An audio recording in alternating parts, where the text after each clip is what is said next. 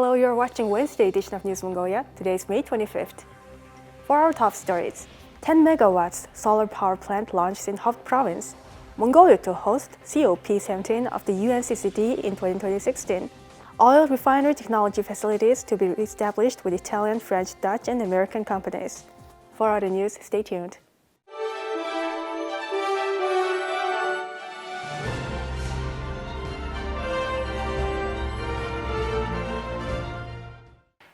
%80 of the electricity Mongolia consumes is produced by coal-fired power plants, 4% is produced by diesel generators, 3% by renewable energy sources, and the remaining 13% is imported. Adding to Mongolia's renewable energy resources, a new 10-megawatt solar power plant was launched in Khovd province. Khovd province's Myangatsum has launched a 10-megawatt solar power plant with the capacity to produce 17 to 22 million kilowatt-hours of electricity per year. The plant can meet 10% of the western region's electricity demand, saving up to 3.4 billion Mongolian tugrix on electricity imported from Russia. Imports from Russia cover 70% of the local electricity demand, 25% from the Durgun hydroelectric power plant, and the remaining 5% is imported from China. The solar power plant launched today with a capacity of 10 megawatts can cover the electricity demand of 8,000 households. The western region imports a major amount of electricity, so the launch of the new power plant will positively impact the country's economy overall. Through cooperation with Asian Development Bank, 5 geothermal power plants, 2 wind farms, and 2 solar power plants will be built in Mongolia in the near future. 11 solar and wind power plants projects will be implemented in Mongolia with foreign investment.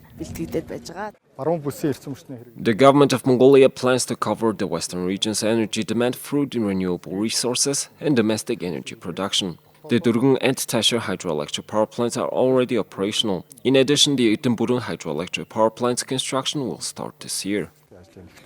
The new solar power plant is now the western region's second largest renewable energy source, exceeded in production capacity by the Durgun hydroelectric power plant. The Ministry of Energy reports that 20 more renewable energy projects will be implemented in Mongolia. According to early estimates, Mongolia has to pay a debt of $2.5 billion in the next few years. The Democratic Party Parliamentary Caucus has shared their position on the repayment of foreign bond debt. Mongolia is scheduled to pay $2.5 billion in bond repayments in 2023 and 2024. Representatives of the Democratic Party noted that the government of Mongolia should repay the debt in accordance with all rules and regulations and not spend tax revenue on debt repayment. Mongolia might become the next country to fall into a debt trap. We must stop creating more debt. We are taking temporary and ineffective measures that have almost no positive effect. In addition, it creates the false perception that everything is all right. First, we should admit that there is a problem and the risk of default and work together to look for solutions. The Democratic Party caucus also announced that they would not support amendments to the criminal code that include articles on insults and slander. Thank you for staying with us on MNB World. Now let's take a look at Mongolia's current affairs. A license and engineering agreement signing ceremony for the Mongol refinery project was held. The oil refinery under construction in Mongolia will consist of 12 technological facilities, 7 deep conversion facilities, which will be licensed by the world's largest petrochemical corporations. After nearly 2 years of a thorough selection process, the project has taken a big step forward and has entered into legal agreements with reputable international companies. Diesel hydrotreating unit, hydrocracker, LPG treating, and MS block units will be built with licenses of the American company Honeywell UOP. In addition, a hydrogen plant will be built under a license of Kinetics technology from Italy, while a sulfur recovery plant will be established under a license of Exens from France. In total, 4 licensing, engineering, and design agreements were established with the above-mentioned companies. The Dutch company Shell is licensed to build the visbreaking thermal cracking facility, and the contract with Shell is nearing completion. With the signing of these contracts with the license holders, the general design and engineering process is underway. Upon completion of this work, the Mongolian side will begin the selection of a general contractor for the construction of deep condensation facilities. Mongolia's Ministry of Environment and Tourism reports that 17th meeting of the Conference of the Parties of the United Nations Convention to Combat Desertification, or COP17, will take place in Mongolia in 2016.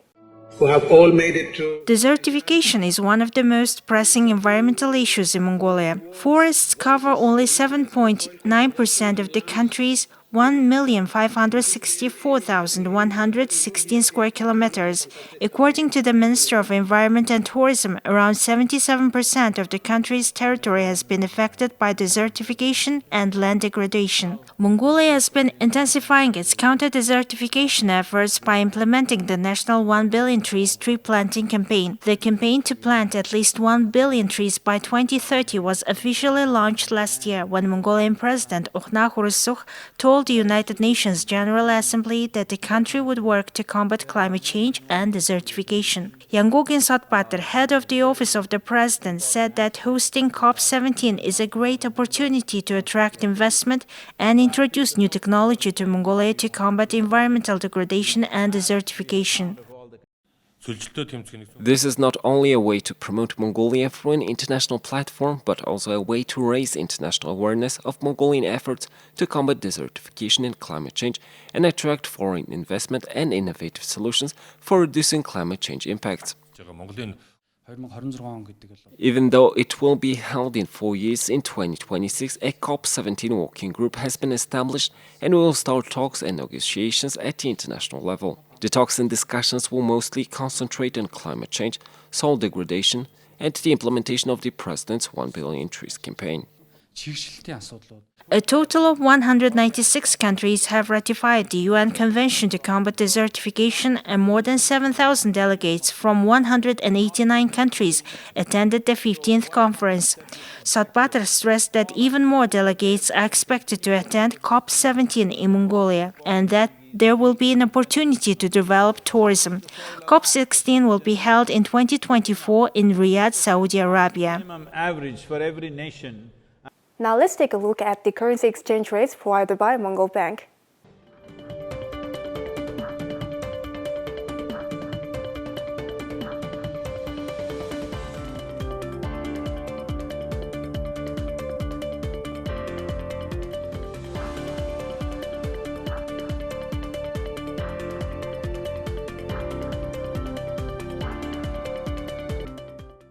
Here comes the weather forecast for the world's major cities.